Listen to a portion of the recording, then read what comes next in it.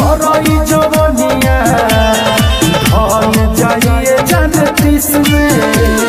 साल भपिताई देलू खिस में दिल दे तो 2025 में अब साल भपिताई देलू खिस में दिल दे तो 2025 में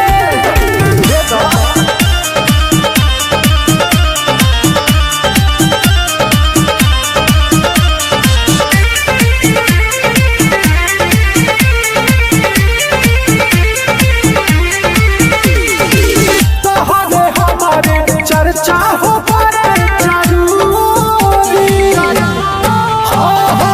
दिलवा लगा लो दीपक दीवाना से ये गोरी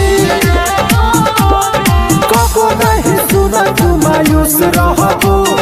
हमारा से शादी करके खुश रहबो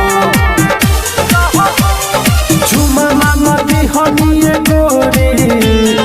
यही से बारू अभी लेटिस में